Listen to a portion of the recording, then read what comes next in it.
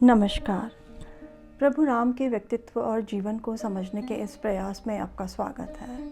यह वार्तालाप श्रृंखला राम को जानने, समझने और मन में बसाने के लिए है। इसमें मैं योगिता पंत अपने मार्गदर्शक एवं गुरु अनिल चावला जी के सम्मुख कुछ जिज्ञासाएं प्रकट करती हूँ और वे समाधान करते हैं। आइए इस वार्तालाप का आनंद लें। अनिल जी, बहुत बहुत स्वागत है आपका। नमस्कार। अनिल जी, पिछले प्रकरण में आपने बताया था कि खर और दूषण जो रावण के भाई थे, दोनों का वध हो गया था और जनस्थान में जो राक्षस गण रहते थे, एक तरफ से उनका पूरा सफाया हो चुका था। उसके पश्चात क्या हुआ? सत्य है कि उसके बाद कुछ नहीं हुआ। साधारणता जी जब युद्ध होता है, जी भारत की जो सेनाएं हैं, क्योंकि हम राम के कहीं ना कहीं परंपरा में हैं, जी उसको छोड़ के लगभग बाकी विश्व में अनेक जगह जब जो भी विजयी सेना होती है, जी वह हारी हुई सेना के क्षेत्र में घुसती है, लूटमार करती है, स्त्रियों से बलात्कार करती है, जिसको चाहे मारती है, रौंदती है, सब कुछ उसका अपना हो जाता है। जी अंग्रेजी में कहते हैं विनर टेक्स ऑल। विनर का अधिकार है कि जो सब कुछ ले ले। लेकिन राम उस परंपरा के नहीं थे। यहां तक कि युद्ध के समय वे देख रहे थे कि शूर्पणखा वहीं खड़ी है और उन्हें यह भी मालूम था कि वो क्यों खड़ी है। वही ये सेना लेके आई थी और हमें मालूम है कि वह तो राम लक्ष्मण सीता का खून पीने के लिए प्यासी थी। लेकिन खर, दूषण, 14,000 राक्षस, सबका वध हो गया। लेकिन राम ने उस स्त्री जो खराब स्त्री थी, बुरी थी, जबकि इस सबकी जड़ थी, शूर्पणखा, उसकी तरफ एक बाण नहीं फेंका। और जनस्थान में जो 14,000 राक्षस मरे, उनके आखिर घर होंगे, पत्नी होंगी, परिवार होगा, माता होंगी, बहनें होंगी, उस तरफ जाने का सोचा भी नहीं। उनका कार्य केवल युद्ध स्थल में था और स्त्रियों, बच्चों, धन दौलत, युद्ध में इन पे हमला करके ये सब लेना है, ये नहीं। ये एक हिंदू धर्म की बहुत बड़ी विशेषता है और आज तक है कि अभी 1971 में जब भारत ने, जैसे पूर्वी पाकिस्तान कहते थे, जो बांग्लादेश है, वहां पे विजय किया, पूरी भारतीय सेना वहां घुसी, तो एक भी ऐसा उदाहरण नहीं आता, ऐसी शिकायतें नहीं आती कि साहब इस सेना ने तो वहां लूटमार करी, बलात्कार किए, स्त्रियां असुरक्षित थी। नहीं, युद्ध में बहादुरी और उसके बाद सौम्यता की सबसे बड़ी कोई उदाहरण हो सकता था तो वो राम थे। और राम के वंशज के रूप में, मानस पुत्रों के रूप में राम को आत्मसात करने वाले हम हिंदुओं को इस बात पे गर्व सदा रहेगा कि हम आज भी इस परंपरा का पालन करते हैं कि हम युद्ध जीतने के बाद वहां की स्त्रियों पे अत्याचार नहीं करते, बलात्कार नहीं करते। हम बात को वहीं युद्ध मैदान में जीतने के बाद फिर आगे कुछ नहीं। जी, ये बहुत अच्छी बात बताई आपने। अब रावण को ये इसके खर के वध की सूचना किसने दी? उन 14,000 राक्षसों में से एक राक्षस वहां से जल्दी से भागा। जब उसको लगा कि अब तो कुछ नहीं हो रहा, तो वो अकंपन नाम का राक्षस सीधा भागा और रावण के पास पहुंचा। रावण एकांत में था, के पास पहुंचा और बोला, मैं बहुत बुरा समाचार लाया कि आपका भाई खर युद्ध में मारा गया। सुनते ही रावण एकदम क्रोधित हो गया, आग बबूला हो गया कि ये क्या बात कह रहे हो, किसकी हिम्मत ऐसी है, ये तो संभव ही नहीं है। सारे देव दानव सब एकत्र हो जाते तो भी मेरे भाई को नहीं मार सकते थे। साक्षात इंद्र भी आ जाते, विष्णु भी आ जाते तो भी मेरा भाई खर नहीं मर सकता था। एकदम क्रोध से आग बबूला हो गया और बोला मुझे बताओ तो कि किसने किया है। अब वो इतना आग बबूला हो गया था कि खर की मृत्यु को सुन के कि अकंपन नाम का राक्षस, जो कि कोई बहुत बड़ा सेनानायक नहीं था, छोटा पदाधिकारी रहा होगा, वो एकदम घबरा गया। उसने कहा महाराज यदि आप मुझे अभेदान दें तो मैं बाकी बात बताऊं। रावण ने उसे अभेदान दिया, बोला हाँ अब तुम बताओ जो भी हुआ है सच सच बताओ, मैं सब सुनने के लिए तैयार हूं।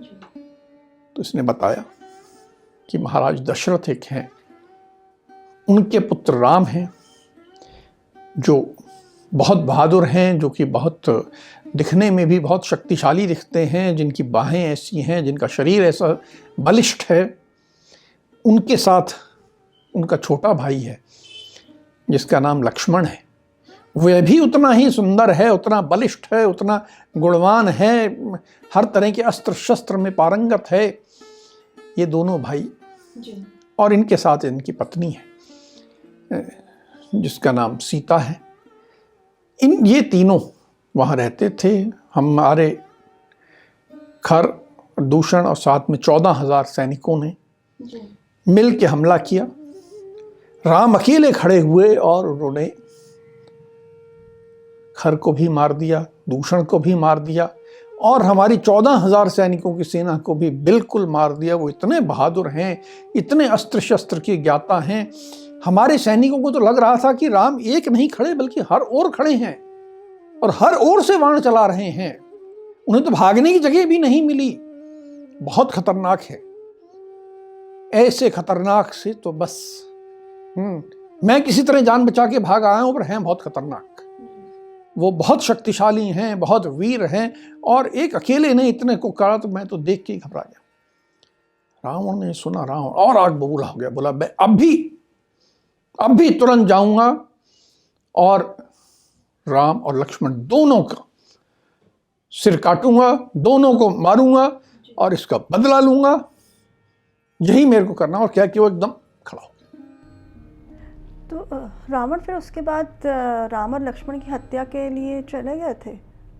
नहीं, जो ये सूचना दे रहा था कंपन, ये बहुत समझदार व्यक्ति था। इसने कहा महाराज आप बहुत बहादुर हैं, मैं जानता हूं कि आपने देवों को, दानवों को, सब में आप सबसे बड़े शक्तिशाली हैं, लेकिन ये दो जो भाई हैं ये साधारण नहीं है। आप इनसे ऐसे युद्ध करने मत जाइए। ये दोनों बहुत ही शूरवीर हैं, बहुत शक्तिशाली हैं और मुझे ऐसा प्रतीत होता है कि देव दानव दोनों एकत्र होकर आ जाएं तो ये अकेले दोनों की सम्मिलित सेना को हरा सकते हैं। ये दोनों भाई तो इतने शक्तिशाली हैं। तो मेरा एक छोटा सा सुझाव है, मैं एक उपाय सोच के आया हूं कि यदि आप वो कर लेंगे तो आपकी विजय निश्चित है।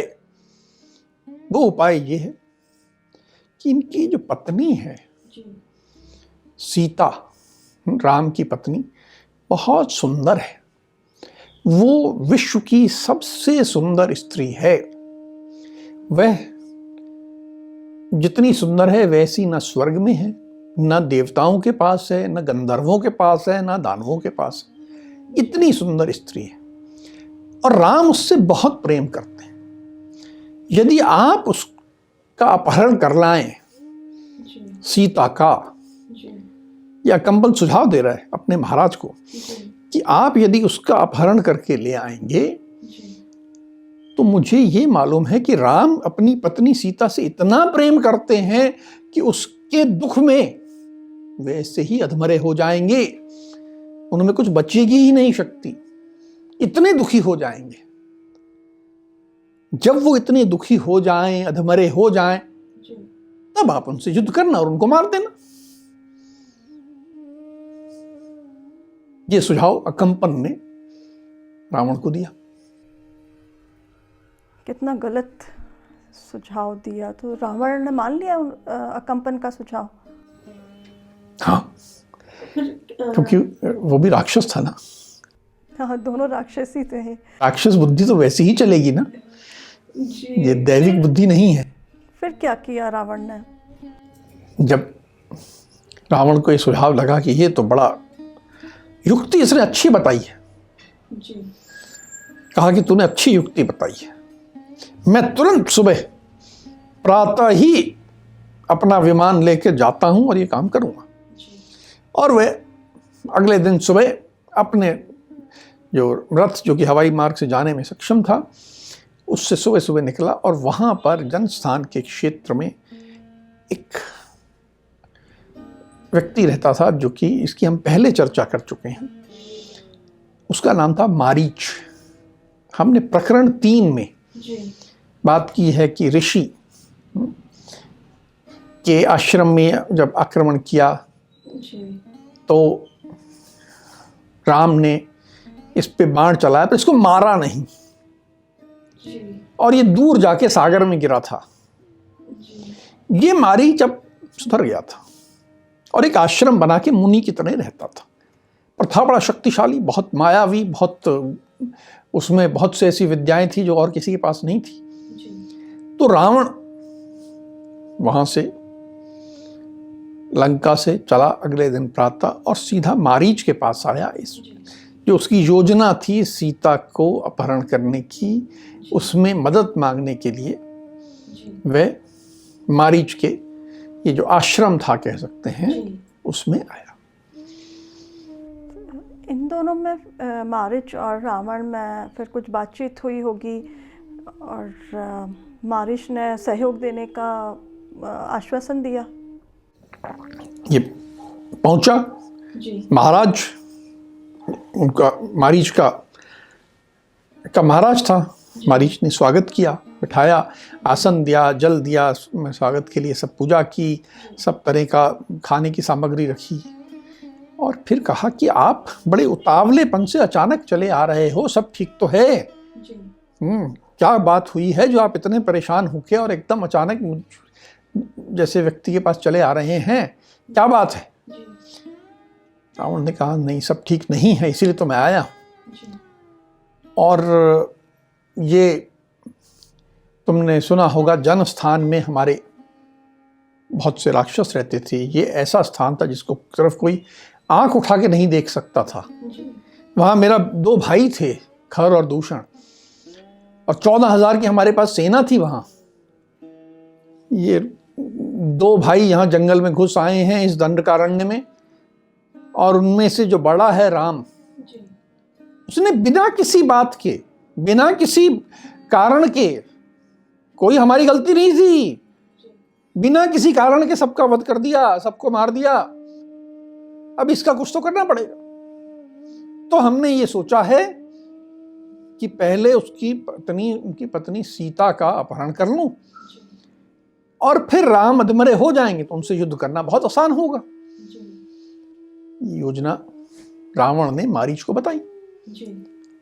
मारीच बोला कि तुम्हारी बुद्धि खराब हो गई है, या तुम्हें सलाह देने वाले लोग जो हैं वो तुम्हारे शत्रु हैं, तुम्हारा अहित चाहते हैं। ये कैसी बात सोच रहे हो? तुम्हें राम और उनकी शक्ति का अंदाजा नहीं है। अपनी मृत्यु को मत ललकारो। सीता को तुम ले जाओगे तो रावण तुम्हारा कभी हित नहीं हो सकता। ये जो तुम सोच रहे हो राम हो जाएंगे, ऐसा नहीं है। राम सिंह से बड़े सिंह हैं। वो ऐसे गजराज हैं कि कोई भी गज उनसे घबरा के भाग जाए। तुमने आज तक जितने युद्ध लड़े हैं भूल जाओगे, ऐसी गलती मत कर देना। ये गलती तो बहुत बड़ी गलती करोगे। खुद होके विषैले सांप के बिल में हाथ डाल रहे हो तुम, ये मत करो। तुम्हारी अच्छी खासी जिंदगी चल रही है, खूब तुम्हारे पास धन दौलत है, खूब तुम्हारे पास स्त्रियां हैं, जाओ उनके साथ ऐश करो, मजे करो, और राम को अपनी पत्नी के साथ मजे करने दो। तुम इस विचार को अपने मन से निकाल दो। तुमको जिसने सलाह दी है सबको जाके बोलो कि तुमने गलत सलाह दी है और ये मत करो। तो रावण ने जब मारीच की सारी बात सुनी तो रावण को भी लगा कि हाँ बात तो ठीक है। तो फिर उसने कहा ठीक है, मैं तुम्हारी बात मान लेता हूं और मैं इस विचार को समाप्त कर देता हूं और मैं वापस चला जाता हूं लंका। रावण जो है वापस लंका चला गया, उसने ये विचार त्याग दिया। अनिल जी, मारीच ने बहुत समझदारी की बात कही रावण से, पर आश्चर्य की बात है कि रावण ने मारीच की बात मान ली। अब जिसके कारण ये खर दूषण मारे गए और 14,000 राक्षस मारे गए, वो थी शूर्पणखा। तो शूर्पणखा ने क्या कहा रावण से, उसने क्या किया उस सब के बाद? देखो, शूर्पणखा वहां पर थी, उसने अपने सामने दोनों भाइयों को मारे जाते देखा, 14,000 को देखा। उसके मन में कहाँ तो इच्छा थी कि मैं खून पीऊं, और उसने ऐसा खून बहता देखा कि नदियां बह गई खून की, उसके दोनों भाइयों की खून बह, तो वो एक क्षण के लिए हिली, लेकिन मनस्थिति तो बुरी ही थी, सुधरने वाली नहीं थी। वो इस बार पुनः भागी और भाग के आई लंकापुरी में अपने सबसे बड़े भाई रावण के पास। और उसके दिमाग में कुछ ना कुछ इस दौरान कैसे करना, क्या करना, एक षड्यंत्र पूर्वक योजना कह सकते हैं, कुटिल योजना उसने बना ली। और अकंपन जब आया था तो वह अपने महाराज से अकेले में मिला था। होना ये चाहिए था कि बहन को भी अपने भाई के पास अकेले जाना चाहिए था, कि भाई बहन की अकेले में बातचीत हो जाती, पर ये इतनी सरल नहीं थी। ये ऐसे समय पहुंची जबकि रावण अपने सब मंत्रियों के साथ दरबार में बैठा था, वहां बैठा हुआ था, तब ये वहां धमकी। अनिल जी, हम अपनी चर्चा को आगे बढ़ाएंगे, उससे पहले आप थोड़ा सा रावण का संक्षिप्त परिचय दीजिए। कैसा व्यक्तित्व था वो? दिखने में वो एक विशाल शरीर था उसका, जैसे कोई पर्वत हो बहुत बड़ा, और महाशक्तिशाली, शक्तिशाली तन से, उसकी सेना के हिसाब से, उसके पास जो आयुध थे उस हिसाब से, और उसके शरीर पे जगह जगह बहुत सारी चोटों के निशान थे। उसने देव दानव संग्राम में जब भाग लिया था तो सैकड़ों बार विष्णु ने उस पर सुदर्शन चक्र चलाया था, और सुदर्शन चक्र जो चल के जहां जहां उसको चोट पहुंचाई थी सुदर्शन चक्र ने, वो सब निशान थे। उसी संग्राम में एक बार आया था कि जो इंद्र का हाथी ऐरावत है, उसने इसको नीचे गिरा के इसके सीने में अपने दोनों दांत जो थे घुसा दिए थे, और वो दांतों के निशान भी आज तक थे। अब हर तरह के आयुध के, हर तरह के युद्ध के उसके शरीर पर निशान थे। वो किसी प्रहार से विचलित नहीं हुआ था, मारा नहीं जा सकता था, और वो जो मन में आता करता। वो चाहे तो पर्वत शिखर को तोड़ दे, चाहे तो देवताओं को रौंद दे। स्त्रियों के मामले में तो बहुत बदनाम था। कितनी ही विवाहित स्त्रियों का सतीत्व भंग करता था। उसको बस कोई स्त्री दिख गई, वो किसकी पत्नी है, किसकी बहन है, माँ है, उससे कोई मतलब नहीं है। उसको तो हर स्त्री एक उसके उपभोग की वस्तु थी। स्त्री को सम्मान क्या होता है तो जानता ही था। मुझे उपभोग करना है, मैं शक्तिशाली हूं, मैं उपभोग करूंगा, मेरे रास्ते में कौन आएगा। हर प्रकार के अस्त्र शस्त्र का प्रयोग करने जानता था। उसके पास वो सब दिव्यास्त्र थे जो देवताओं के पास थे। सब प्रकार के दिव्यास्त्रों का जानने वाला, प्रयोग करने में बहुत ही विशेषज्ञ, और साथ ही जो एक बहुत बड़ी बात थी कि वह धर्म का शत्रु था। जहां भी उसे लगता कि यहां धर्म के हिसाब से शासन चलेगा, वह उसको जाके उस पर वार करता था, उसको तोड़ता था, उसको अपने लिए खतरा दिखता था। ब्राह्मण जो धर्म की बात करें विद्वान लोग अगर धर्म की बात करें कि हमें धर्मानुकूल राज्य चलाना चाहिए, हमें शोषण नहीं करना चाहिए, हमें राजा को इतना ही कर लेना चाहिए, तो ऐसे सब ब्राह्मणों के गले काट देते थे। ऋषि मुनियों का शत्रु था, क्योंकि ऋषि मुनि धर्म की बात करते थे। उसकी जो सबसे बड़ी शक्ति थी कि उससे के पास ब्रह्मा जी से एक अवतार और एक वरदान प्राप्त था। वह वरदान था कि वे किसी भी देवता द्वारा, किसी भी दानव द्वारा, किसी भी पक्षी द्वारा, किसी भी गंधर्व द्वारा, किसी भी सर्प द्वारा नहीं मारा जा सकता। जब उन्हें वरदान लिया ब्रह्मा जी से, तो उसने ये सब का तो नाम ले लिया, उसने केवल मानव का नाम नहीं लिया था। उससे ये लगा कि मेरे को मानव मारेगा, ये तो संभव ही नहीं। मुझे जब देवता नहीं मार सकते, गंधर्व नहीं मार सकते, दानव नहीं मार सकते, पक्षी नहीं मार सकते, सर्प के काटने से मैं नहीं मर सकता। कितना भी जहरीला सर्प उसे काट ले तो उनको कुछ नहीं होना, क्योंकि सर्प के काटने से नहीं मरने वाला था। जिस व्यक्ति पे विष्णु का सुदर्शन चक्र भी निष्प्रभावी हो जाए, वो कितना खतरनाक, क्रूर, बेहद क्रूर और निर्दयी, दया, ये उसे मालूम ही नहीं था। उसके लिए हर व्यक्ति, हर स्त्री केवल उसके उपभोग की सामग्री है। सत्ता में कैसे मैं और धन एकत्र कर लूं और शक्तिशाली बन जाऊं, उसके लिए मैं किसका उपयोग कर लूं, बस। उसके भी कुछ भाव हो सकते हैं, कुछ भावनाएं हो सकती हैं, उसके पीछे कोई रोने वाला हो, इससे कोई लेना देना नहीं। ऐसा एक व्यक्तित्व जिससे सब त्रस्त थे, देवता भी, और शायद जिन्होंने वरदान दिया ब्रह्मा जी, वो भी दुखी थे कि मैंने किसी ऐसा वरदान दी थी। यह एक मुनि का पुत्र था जी। कुछ लोग आज ये कहते हैं कि क्योंकि वो मुनि पुत्र था तो ब्राह्मण था जी। इससे गलत बात कोई हो ही नहीं सकती। वे तो ब्राह्मणों का सबसे बड़ा शत्रु था, मुनि ऋषियों का शत्रु था। वो कहीं से भी ब्राह्मण कहना, उसको ब्राह्मण शब्द का अपमान है। वो वरदान उसे प्राप्त था, उसका पूरी तरह से उसने दुरुपयोग किया। अब शूर्पणखा रावण के पास पहुंच गई थी। आपने बताया कि जब मंत्रियों से घिरे हुए थे रावण, तो शूर्पणखा पहुंची, तो उसने रावण से क्या कहा, किस तरह से बताया कि उसके भाइयों का वध हो चुका है?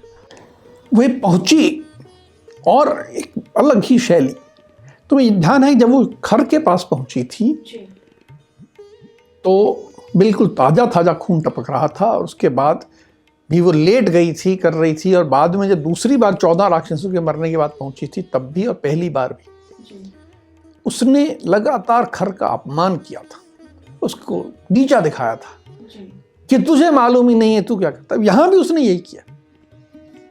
रावण इतना शक्तिशाली, उसके पास पहुंची, सब के पास, अरे तू यहां बैठा है, तुझे कुछ मालूम नहीं है, तू तो अपने भोग विलास में डूबा है।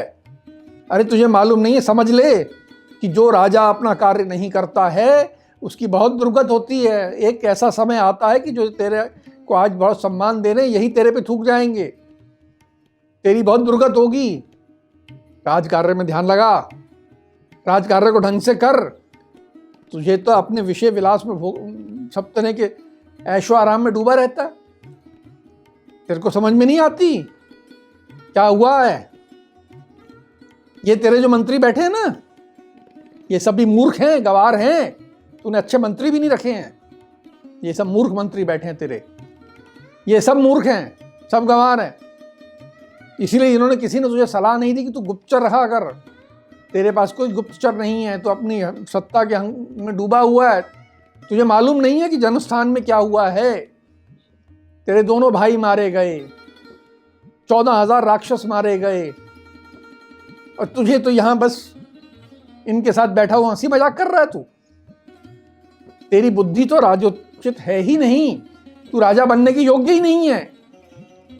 ऐसे करके वो तिरस्कार करते हुए, अपमान करते हुए उसने अपनी बात प्रारंभ की। ये ऐसा प्रतीत होता है कि इसको तिरस्कार करने की आदत थी। वहाँ पहले घर का उसने तिरस्कार किया, यहाँ रावण का तिरस्कार किया सब मंत्रीगण के सामने। तो रावण को तो बहुत गुस्सा आया होगा। देखो, ये जो तिरस्कार करने की जी और हावी होने की जी ये जो शैली है, जी आज भी मैंने बहुत लोगों को ऐसे को जानता हूँ ये करते हैं। वो मिलेंगे आपसे जी जैसे आपके बहुत बड़े शुभचिंतक हों, हितैषी हों, जी पर पहले आपका अपमान करेंगे। वो अपमान ऐसा करते हैं जैसे कि वो बड़े आपके सगे बनते हैं, जी पर उनका ये कुटिलता होती है। यहां भी उसने क्या किया, वो अकेले में आके यही बात कहती तो रावण को इतना बुरा नहीं लगता। जी वे चाहती थी कि रावण क्रोधित हो जाए, आग बबूला हो जाए, क्योंकि सबके सामने अपमान हो। वो अकंपन की तरह नहीं आई, वो ऐसे आई कि सब लोग बैठे थे और उसने ऐसा अपमान किया कि बिल्कुल तिलमिला गया। इसे मालूम था कि जनस्थान में ये हो चुका है, कुछ नहीं बोला रावण। केवल इसने कहा कि बहन, ये जिसने किया मुझे उसके बारे में और बताओ, और मैं जो भी हुआ है उसका बदला अवश्य लूंगा। बिल्कुल, कि ऐसा कैसे हुआ, सारी घटना मुझे विस्तार से बताओ। पूरा क्रोध, सब देख रहे, पूरे क्रोध में तमतमा गया है, बिल्कुल जैसे आग निकल रही हो पूरे शरीर से। उसने अपने योजना का पहला चरण पूरा कर लिया था। जी, वो मारीच के पास गया था उनका वध करने के लिए, राम लक्ष्मण सी। वो रावण जो था शांत हो चुका था। जी शूर्पणखा ने पहला किया कि मुझे इसका उपयोग करना है। अगर ये ठंडे दिमाग से सोचेगा, योजना बनाएगा, तो ये जो मेरा अपमान है, मेरी योजना उसके अनुसार काम नहीं करेगा। इसके मंत्री हो सकता है इसको अच्छा सलाह दे दें, कह दें कि तुम राम से युद्ध मत करो। इसलिए उसने मंत्रियों को भी नीचा कर दिया, सबको नीचा करके मैं सबसे बड़ी बात कह रही हूं, मैं तेरी सबसे हितैषी हूं, इतना गुस्सा दिला दिया कि उस क्रोध में उसको कोई सही गलत दिखे ही ना। इसके बाद रावण का पता क्या हुआ। हाँ, फिर शूर्पणखा ने किस तरह से पूरा घटना बताई? उसने बताया कि देखो, वहां दो आए हैं, ये तपस्वी का वेश धरे हैं, महाराज दशरथ के पुत्र हैं, राम और लक्ष्मण। उनको घर से निकाल दिया है। मैंने ऐसा सुना है कि उनको तो घर से निकाल दिया है। इसलिए उनके बारे में ज्यादा सोचने की जरूरत नहीं है। उनके साथ एक राम की पत्नी है, वह विश्व की सबसे सुंदर स्त्री है। ध्यान रहेगी, यही शूर्पणखा जब राम के सामने सीता की बात कह रही थी तो ये विकृत मुंह वाली, धसे पेट वाली, बदसूरत औरत दिख रही थी उसको। और अब रावण के सामने क्या कह रही है कि विश्व की सबसे सुंदर स्त्री वही है। ठीक उसके विपरीत, बिल्कुल विपरीत। सबसे सुंदर स्त्री है, उसका मध्य भाग जो है, पेट जो है, बहुत सुंदर है, उसकी जंघा ऐसी है, उसका वक्षस्थल ऐसा है, उसके बाजू ऐसे हैं, उसके मुंह दिखने में तो बिल्कुल इतनी सुंदर है कि कोई देवी, कोई गंधर्व, कोई दानवों में तो हो ही नहीं सकती। इतनी सुंदर तो विश्व में कोई है ही नहीं। वह तो स्त्रियों में रत्न है। और मुझे उसको देखते ही यह विचार आया कि यह तो मेरे बड़े भाई के लिए ही उपयुक्त है, और मैं तेरा ही विचार करके वहां गई थी। मुझे यह लगा था कि यह स्त्री जिसके आलिंगन में आएगी, इस पृथ्वी पर इंद्र से भी अधिक भाग्यशाली वही होगा। तू यदि उसको एक बार देख लेना, उस स्त्री को, सीता को, तो तू, तेरे हृदय में भी काम के बाण तेरे को घायल कर देंगे। तू अपने आप पे काबू नहीं रख पाएगा, इतनी सुंदर है। सच बात यह है कि पूरे विश्व में यदि उसके लिए उपयुक्त पुरुष कोई है तो तू है, और तेरे लिए तो वो बिल्कुल सही भार्या है ही है। और मेरे मन में भी विचार आया कि इसे मैं अपने भाई के लिए ले चलूं, और मैं गई थी कि मैं इसे अपने भाई के लिए ले चलूं। मैं तो तेरे लिए उसको लेने गई थी, तो बस गई तो उस लक्ष्मण ने मेरे नाक कान काट दिए। मैंने उसको बोला कि मैं रावण की बहन हूं, और उसने उसकी भी परवाह नहीं की। देख, तेरी कोई इज्जत नहीं रह गई।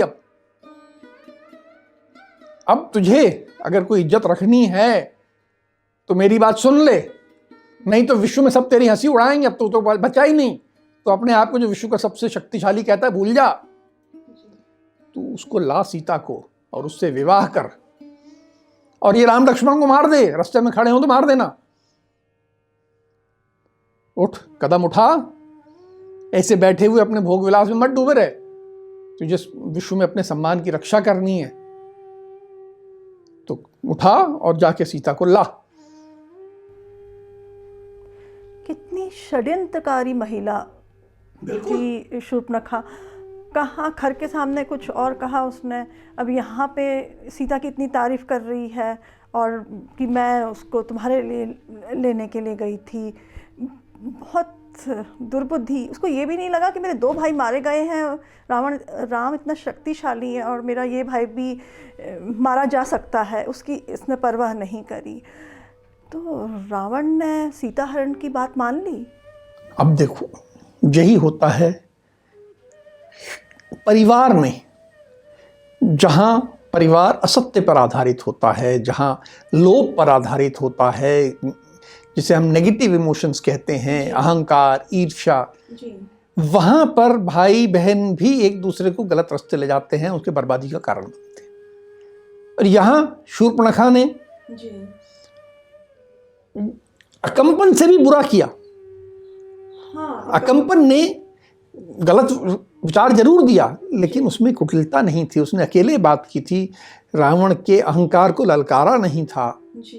यहाँ उसने अहंकार को भी ललकार दिया।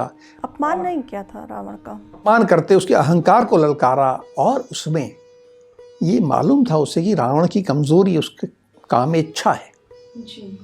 उसने वो कामेच्छा को ललकारा, उसमें वो काम भाव को ललकारा। जब पहली बार रावण सीता हरण करने गया था तो उसके मन में केवल ये भाव था कि मैं हरण करके राम की हत्या कर दूं। उसके मन में सीता के लिए काम भावना नहीं थी। ये काम भावना जागृत की एक षड्यंत्र के तहत उसी की सगी बहन ने।